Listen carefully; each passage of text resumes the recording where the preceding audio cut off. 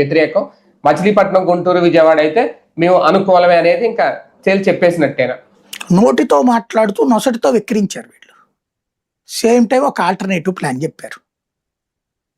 అందరూ కోరుకునేదాన్ని వీళ్ళ నోట్లోంచి చెప్పారు. ఆ విషయంలో నేను అభినందిస్తున్నాను.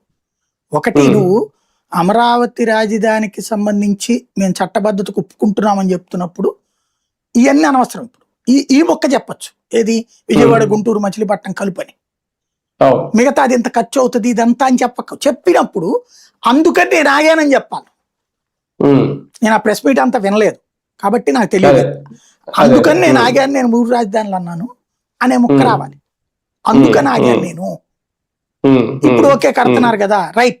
అమరావతి అంటే మచిలీపట్నం కూడా కలపండి, ఇటు చిలకలూరుపేట దాకా కలపండి, అటు నూజివీడు దాకా వెళ్ళండి, ఇటు పక్కన ఏలూరు దాకా వెళ్ళండి, ఇటు పక్కన జగ్గైపేట దాకా వెళ్ళండి అని. కాబట్టి ఇప్పుడు ఒక పాయింట్ చెప్పుకొచ్చారు, మచిలీపట్నం, విజయవాడ, గుంటూరు. దెన్ గుడ్ 100 కిలోమీటర్లు, అటు 70, ఇటు 40, 110 కిలోమీటర్లు. హైదరాబాద్ కరెక్ట్ గా, బెంగళూరు కరెక్ట్ గా, చెన్నై కరెక్ట్ గా, ఈ చివరి నుండి ఆ చివరి దాకా తీసుకుంటే అంతే ఉంటుంది. ఆ రేడియస్ బెటర్, గుడ్.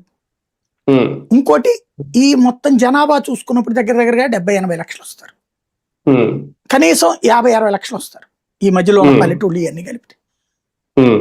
అది మంచిదే కదా. 60 లక్షలతో ఒక రాజధాని స్టార్ట్ అయిందంటే, దాంతోపాటు పోర్టు సిటీ